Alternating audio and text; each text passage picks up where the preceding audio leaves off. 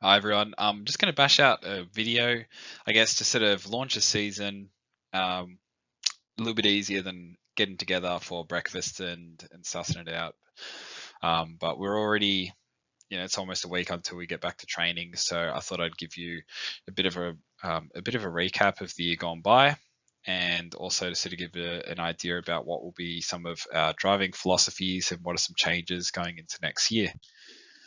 Let's actually go. So, what we'll be looking at is, just some of the performances that we were able to accomplish and some of the changes moving forward. And then I guess we'll get into the meat and potatoes of what the training is going to look like, especially over the next 6 to 9 weeks in the early GPP phase.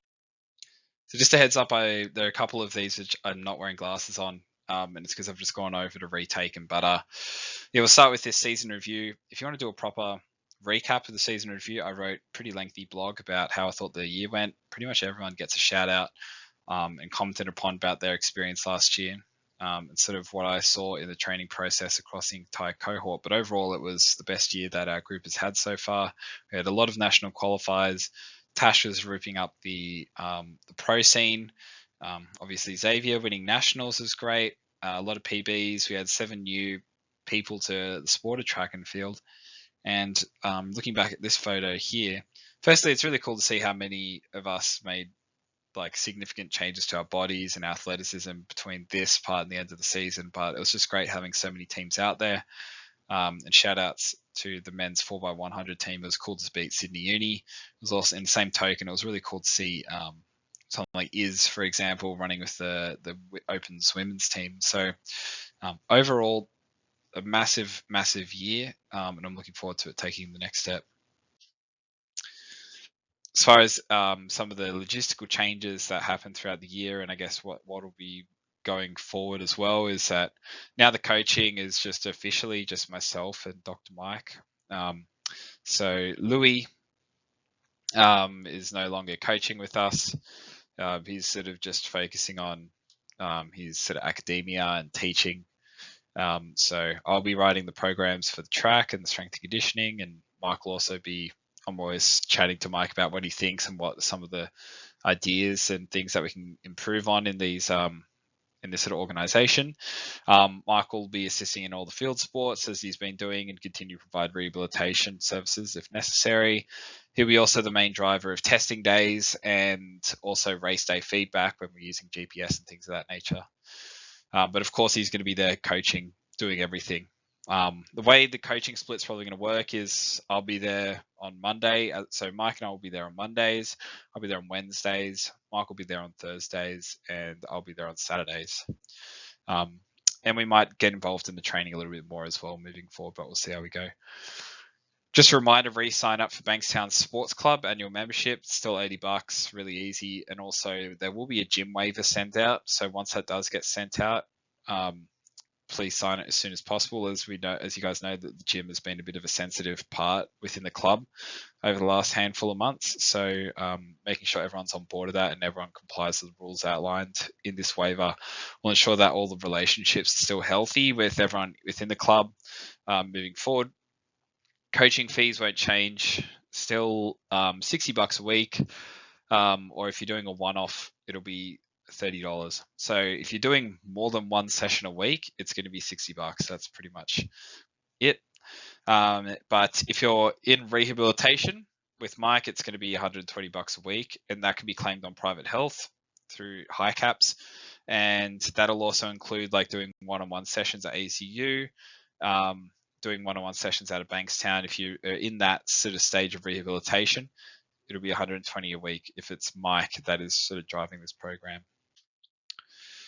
So as far as the training goes, there'll be 4 programs run concurrently. That'll be the short sprints, so the 100, 200s, the long sprints, which are the 400s, hurdles, and also the team sports. If you're an athlete who wants to run 1 through 400, then you can sort of do a blend of both the short sprints and the long sprint, as most of the days where there's acceleration on, for example, in the short sprints and the hurdles, there'll be an alternative which is longer in nature. So you'll be able to navigate that pretty well, I think. Whatever the programs and the daily themes are as of right now, for example, Monday is acceleration. Wednesday is speed, blah, blah, blah. That will probably change over time to sort of accommodate for the phase of the year that we're in.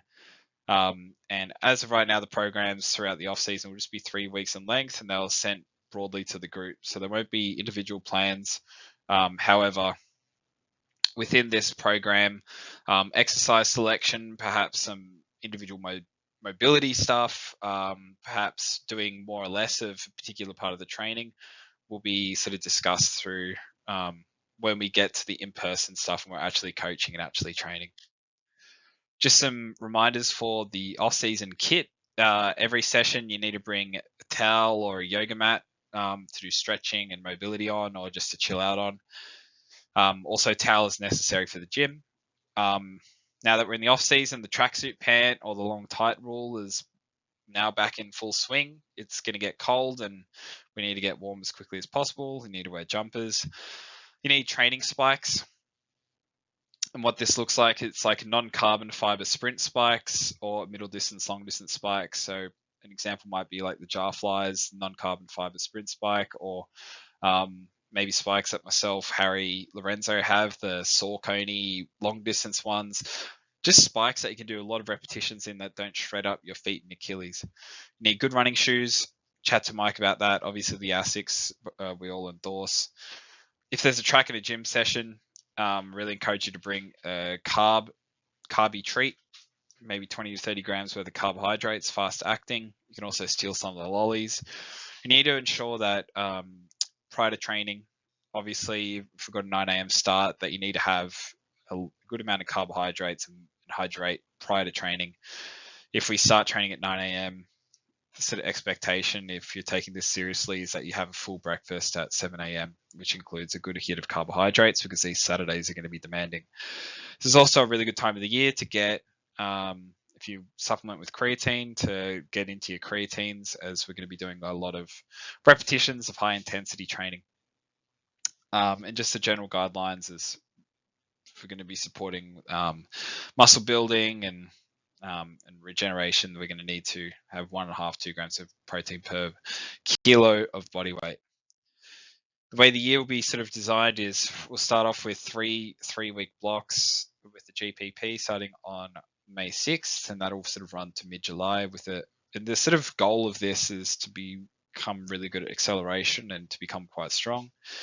If you're a short sprinter and if you're a long sprinter, I guess the emphasis is more on speed than it is of acceleration. The SPP phase, specific preparatory phase, will sort of run for 12 weeks. We'll see what everyone is like when they get there. And also, I know that a lot of people are going on holidays, but this is all just an idealistic way to view it. And some of the stresses of high load strength work will drop. And we'll be trying to moving a little bit quicker in the gym. All of the acceleration efforts that we're getting through in this early phase will be stretched out. So instead of going to 30 meters, we may go 40, 50, 60 meters. And then if you're a 400 meter athlete, hopefully we've built a good amount of speed over the next 9 weeks, and then we can sort of transition that to power. We'll try and run a competition block from October through December, as we did this year. And my opinion is that once we sort of hit that December mark, that we sort of just draw a line and say, let's do a 4-week block over Christmas, freshen up, get a bit of running under the legs, because that October through December, if we do it right, we'll get a lot of good training in that, but we should have enough data to evaluate where we need to improve on going into the new year. And then the final competition stretch at the end will only go through to March, which is different to this year. This year's an exception because there was Olympic trials. So we'll need to adjust accordingly. The way the training is organized this block, and my head's in the road for the long sprints there, but the Monday will be acceleration and power work for everyone on the Monday. Long sprints will be running some aerobic work, but also doing some power stuff afterwards. Everyone's got speed on the Wednesday. Everyone's got strength on the Thursday. On the Saturday, we'll hit the hills. That probably won't be Flinders Slopes because that took some casualties last year and it's just a little bit too aggressive. So I'll let you know where that will be done. But I'm anticipating this will be on the hills near the velodrome. And long sprints will be doing longer variations of hill running. and I'll show you what that looks like on paper in a moment. After this 6 weeks of hills, probably transition more to just sled running and get on the track. Hurdlers will be hurdling based on the assumption that we're not on holidays just yet. And long sprints will probably get off the longer hill runs, those 15 to 20-second hill runs, and transition to the track. Okay, I've gone and I'm retaking this particular slide.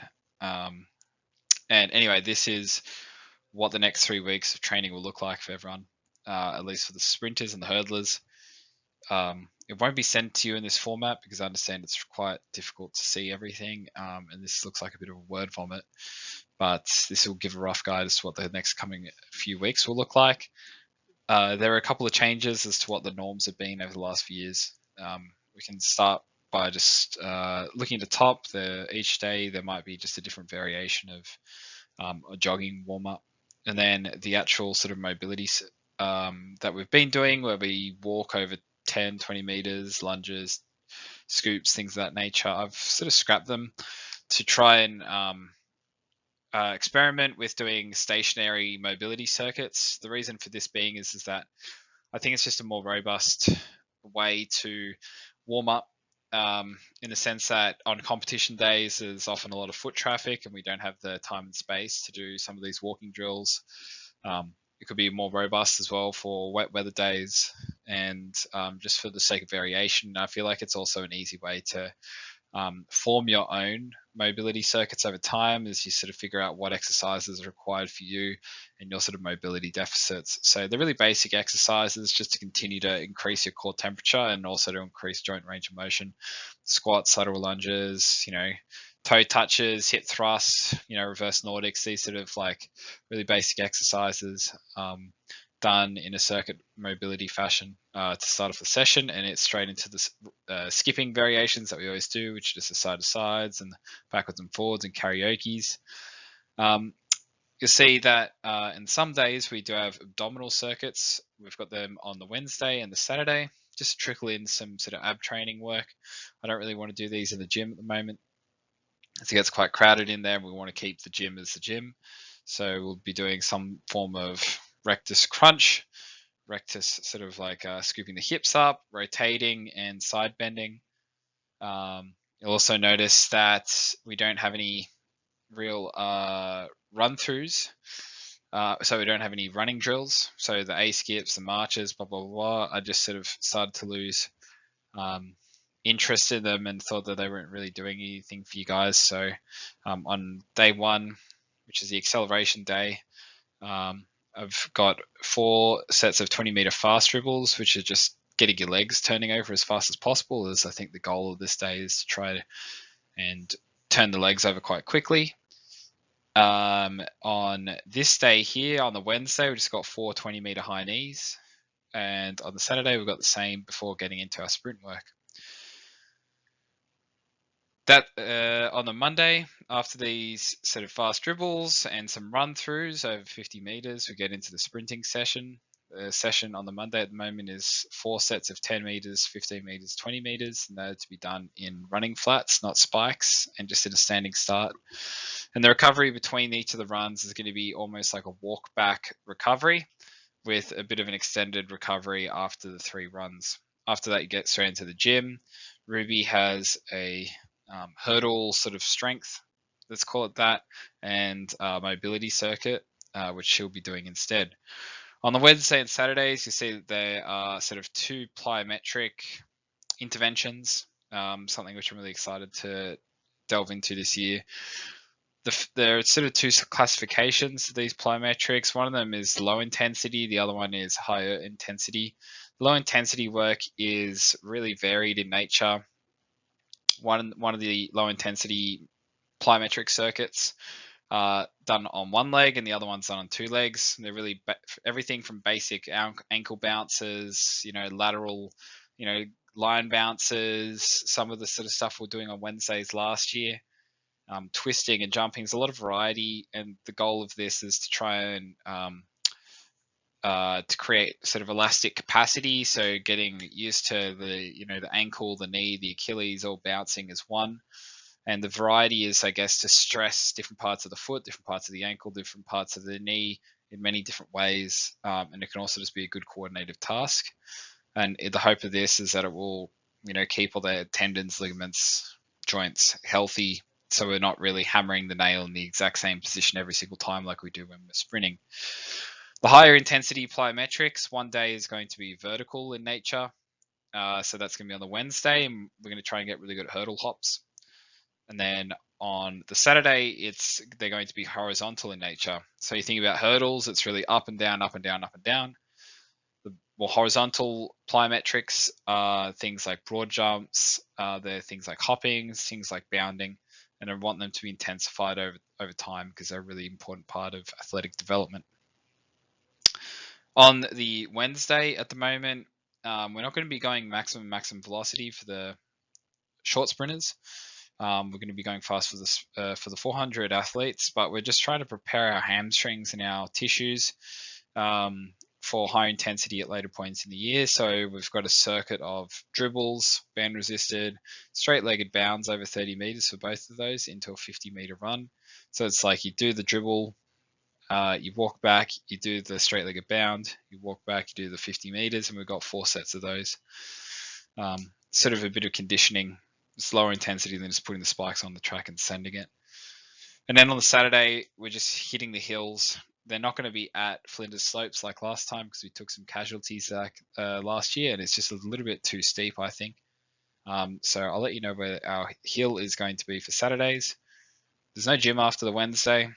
On Saturday, if you still have the energy, we're going to go into the gym and do a little bit of upper body, which I can show you at a later point in this presentation. For the 400 guys, this first day is, the warm-up's quite similar to it is as the short sprinters. But the Monday is almost like a 1-to-1 work to rest ratio, running 300 meters at about 20-second 100-meter pace. So these 300s will be done in roughly a minute each with a minute recovery. And we'll see how that goes. Adjustments may need to be made because this is a newer form of training for you guys. The Wednesday is the exact same as it is for the sprinters, the short sprinters. The Saturday is almost the exact same, but instead of doing 3 sets of 5 30-meter hills, you'll do 1 set of 5 30-meter hills and then 2 sets of the longer hills, which are right near the velodrome as well. So you get a bit more running under the legs. It'll be challenging a sort of different metabolic pathway, which is a bit more appropriate for 400-meter running. As you guys know, we do a lot of testing throughout the year, and I kind of wanted to just outline what these tests are. So the ACU tests, you guys are really familiar with that. We do a lot of jump tests, hamstring, general strength tests, whether it's a Nord board, squeezes, abductions, mid-thigh pull. In the Windgate, we're looking at, I guess, how fit we are, how much power we can put into the bike, sort of body composition. And then for the 400-meter athletes, you'll need to do aerobic testing as well because it's relevant for your event. But on the track, we should be able to do more testing as well. So what I think we do a really good job is testing speed regularly with the 20-meter fly. And I want to standardize that for the men. It's the 60-meter run from standing or 3-point start. And for the women's, it's 50 meters. But we can definitely do a better job of testing other qualities as well while we're at the track. So we can do jump testing, whether it's broad jumps, single leg broad jumps, or a triple broad jump.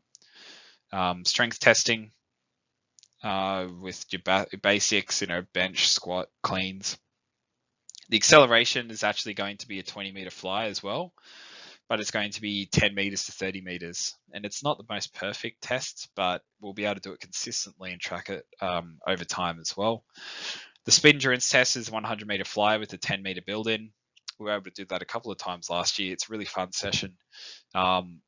And for the 400-meter athletes, this says special endurance here, and it's just going to be a 300-meter time trial. It's so many tests, so it's a bit hard to know what are we sort of valuing different things at different times of the year. But with the outcomes that we want from this phase of the year, whether that's acceleration, strength, and sort of just to establish some good training habits and protocols early on in the year, these are the sort of tests which we're looking to focus on, and that's sort of just our power and strength tests and our acceleration. So it's the counter movement jump, how much force can we put into the wind gate, how strong are our muscles. Similarly with the broad jump, I guess the main strength numbers and our acceleration numbers. We will at some stages be tickling some of the speed stuff. We will be doing some elastic stuff as well through the jumps, but it's not really our priority at this time of the year. And I want you essentially to become gym rats over the next, 9 weeks. All of these sort of numbers here, your strength of your hamstrings, your adductors, through your squatting, benching, cleaning, jumping, accelerating, blah, blah, blah. This is really where the focus is. There'll be plenty of time to develop, the higher velocity stuff. But it's really hard to develop the high velocity sprinting qualities and especially your speed endurance qualities while you're undertaking all of this heavy resistance training in the gym. The heavy resistance training stuff is really good at teaching you and training you to produce high amounts of force. But you will find that you'll be stiff and sore and proprioceptively, you'll lose coordination, your legs won't move as quickly. So we're going to be taking a hit in performance momentarily. But once you've got these strength qualities, it's very hard to lose them, especially if you're just doing regular power training, which I'll sort of outline what that looks like in the coming. I'm also going to be retaking some of this slide here to try and outline what we're trying to accomplish with our strength and conditioning program and its relationship to developing speed. These slides are stolen from some of the presentations that we do with other coaches. They're made by Louis, and I think they're fantastic. So let's say we've got 3 different exercise classifications for how we can contribute to an increase in speed. Obviously, a lot of speed is generated through the extension of the hips, and this is, I guess, building the engine. This is what actually revs you up and can lead to acceleration. The ability to utilize force is like our suspension in a car. So think of those more of like the elasticity of the ankle, knee in particular. And then finally is the tissue resiliency. Are we able to handle the stress of sprinting in a repeated fashion, session after session? And that's a little bit more targeted. So I'll go into how that sort of manifests in a natural program. Okay, so this particular graph in this slide is relevant to the engine component that I've just outlined. So let's think of the glutes, the hamstrings, adductors, hip flexors. And what we're actually accomplishing when we're doing our strength training is we're increasing our capacity to produce force. Strength training, as outlined in this graph here, the exercises that I want you to think about are your really conventional powerlifting type exercises, squats, deadlifts, bench presses, heavy chin-ups, things of that nature. They're really good at training you how to put in high amounts of force into the ground or into an implement. However, these strength training modalities do take a lot of time to hit sort of maximum force outputs. So if you think about when you're doing an almost a 1 rep maximum squat, for example, this may take a couple of seconds to complete. So that time frame allows you to hit a higher force.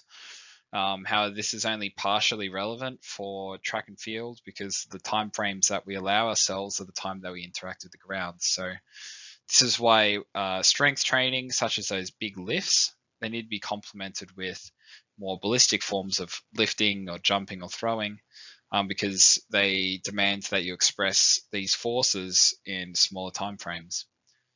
So these ballistic training modalities, we can think of those as our plyometrics, maybe our weighted jumps like dumbbell jumps or barbell jumps. You can think of them with the Olympic lifts, such as your cleans and your push presses and snatch, if we ever get into that.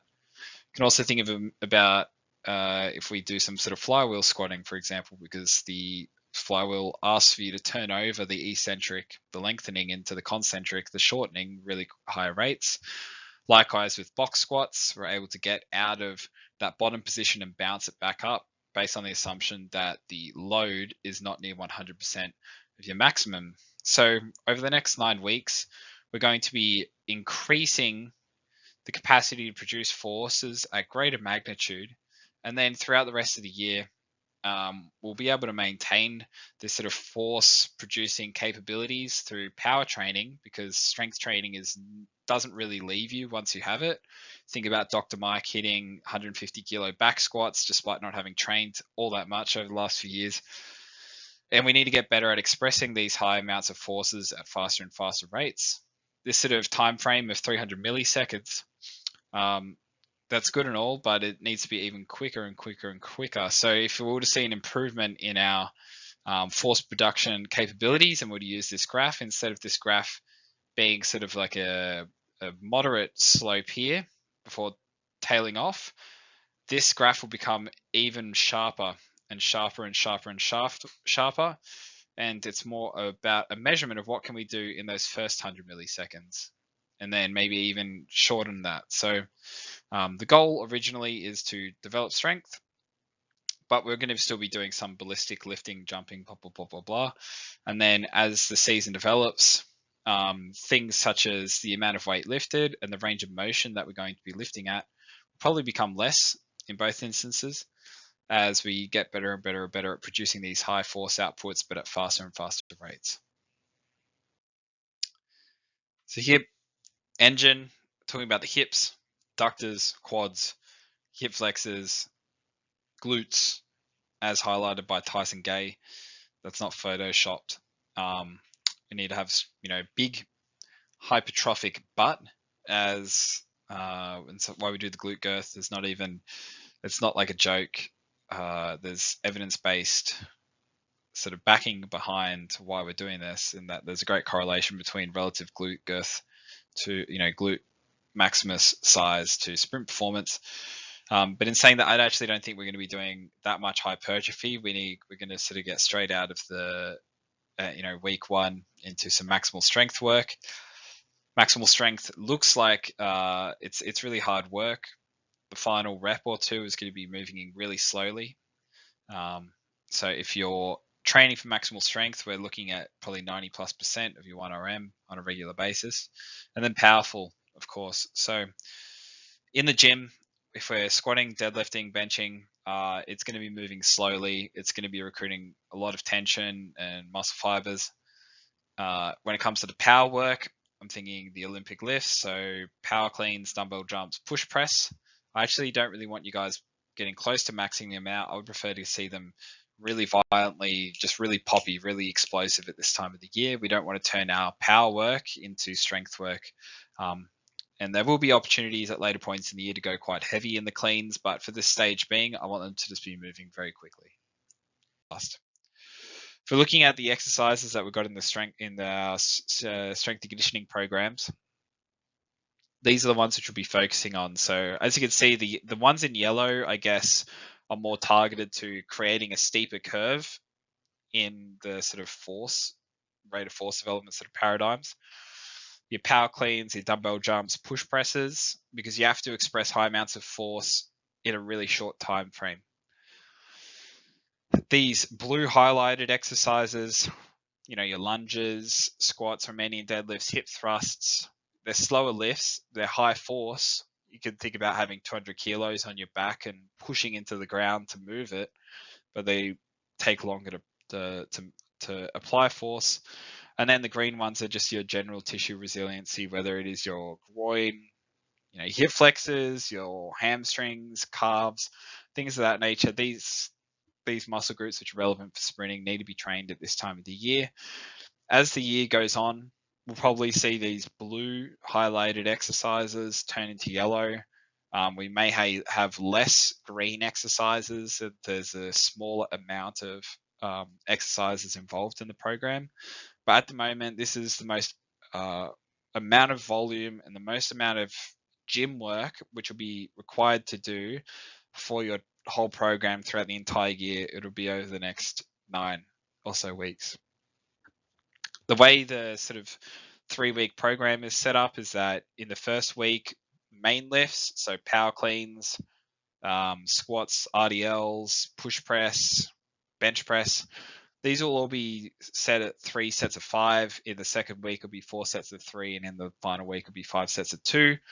sorry, this 3 sets of accessories, and the week 3 is actually going to be 2 sets. So it'll be 5 sets of 2 power clean, but there will only be, like 2 sets of 10 to 12 on the hip flexor to sort of maybe deload you a little bit from the general accessory work, but the high outputs still remain for your main lifts.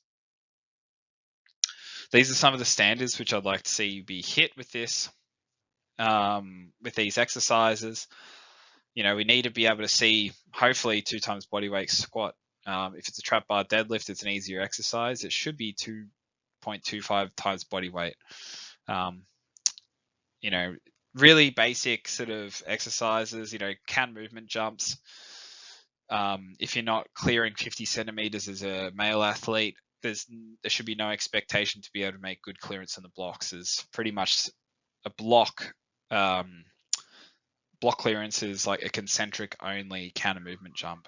It's only the shortening phase of a counter movement jump. You're not even bouncing in and out of it. So you really need to prioritize this part of the year to develop strength and power, because these minimal standards will help boost your performance on the track, even if they don't seem related whatsoever.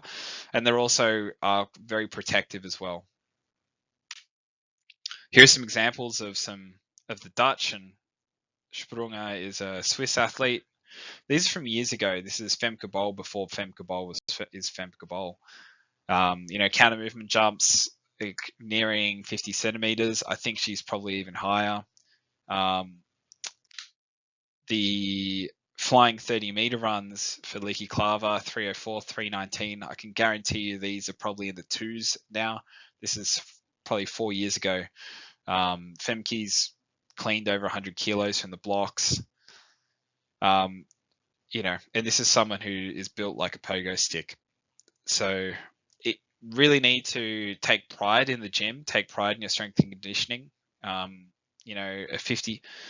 100 kilo squat, for example, to parallel, and I'm not talking about the little box squats, to parallel probably isn't sufficient for a female athlete. It needs to continue to go up and up and up. And that's why with the training design, I've designated that Thursday session purely as a strength session. It's not a track into strength. I want you to use this time to sort of work on your strength as a priority, and not really as an accessory. Something that I really want to get through this year is that in track and field, there's really no magic. Doesn't really happen in training it, because we're kind of lucky in competition. So because we're kind of lucky that we can set up the environment in training that it reflects well as what's going to happen on competition day. So what hasn't been witnessed in training really can't be expected in competition. If we want to run a 10.6, we need to make sure that the times that we're running for our maximum velocity and our acceleration match those expectations. And I'm really lucky that I got access to this good predictive model calculator for 100 meters from a coach up in Queensland. And I want to use it as an example as to how to set some goals for and what you can expect between the transfer of training times to competition times. So I've chucked in this Excel spreadsheet the time of 11.90 seconds, because this is a goal for many of you, is to crack 12 seconds. Sasha, Denise, Lorenzo, Nath, there's a handful of you guys. And so what are some of the times that you need to expect to run sub 12 seconds? According to this calculator, and I have a lot of faith in it, if we're looking at the 40 to 60 meter range here for an 11.9, it's going to be around a 2:05 would be necessary to run sub 12 seconds. And it's fair to assume that there should be an increase in performance when it comes to competition. So let's say you can only run at 95% of your competition maximum, and this is maybe due to adrenaline, this is maybe due to the training around competition, maybe you get a good day, whatever. But even so, 95% of the speed of that previous slide is still going to be a 2:15. So if you expect to run at sub 12 seconds, the 2:15 mark is probably what we're going to be hoping that you run as your new norm. If you're running in the 2:2s, 2-2 lows, to expect an 11.9 on a good day. 215 is a good place to aim for. And this isn't like your 215 is your best day ever, because by that token, I've run a 188 20-meter fly time, and that's not really correlative with the sort of times that I can run with a 2.0 tailwind like I did at Illawong this year. So as a bunch of you guys are looking to run 11.9 or to crack 12, myself, Xavier, Sean, H, there should be a bunch of us, Maddie, we're sort of looking like 10.5s, 10.6s as the standard, right? And so what does that actually mean? According to this calculator, 183 is probably required to run this time. And, according to the previous slide, that's getting near to 11 meters a second. 95% of this split, we're looking at a 192. So that is my goal to hit, based on the assumption that all my acceleration and my speed endurance is also relatively normal, which my speed endurance sucks, but my acceleration is good. But around 1.9 is probably what my new norm has to be to expect to come even close to a 10.6. I have run faster than 1.92, but it was on one of those Bankstown days which have a billion meters of tailwind a second. This also should be a good insight into how we need to come quite close to the demands of a competition in our training. If we're looking to compete week on week on week, we shouldn't be seeing a big disconnect between the times that we run at training and the times that we run in competition. I'm sure many of you have run those big tailwind days down in Wollongong, and then the following week is like you don't even have hamstrings anymore, and they just feel like they want to tear off. We need to prepare our bodies to be able to run these competitions, back up, feel healthy and strong, and go again. So maybe we even get to the stage at a later point of the year where we're towing people, things of that nature. So this was Xavier's run when he ran 10.74, I think. And we can see at certain segments where his maximum was up at 10.92. Xavier wants to go from 10.7 down to 10.5, 10.6. This has to be getting up to near 11 meters a second. And not only that, we can kind of compare these sort of GPS splits that we're really lucky to have with these draft model races to try and identify where we can make up time and where the deficits are in our race model. The only preface that I need to provide with this, the GPS, is that this does not include reaction time, whereas the previous race model does. So the time here ran was 10.49. The actual race time was at 10.74. The difference is going to be the reaction time, perhaps 0.01, 0.02 sort of discrepancies here and there. So it's a lot of numbers to take in from those previous slides, but please pause it and ask me if you want to get a copy of those draft model spreadsheets. I'm more than happy to share them. But I think what I want you guys to know is that you're able to sort of create predictive experiences, and if you have goals to run whatever time it is or whatever standard it is, that we're able to create predictions for these goals and standards in the same way that we can do that with our strength conditioning. It's also the same for the track as well. I guess one topic that I wanted to briefly talk upon is athlete responsibility. This is something I think which you guys and the accountability thing really improved greatly last year.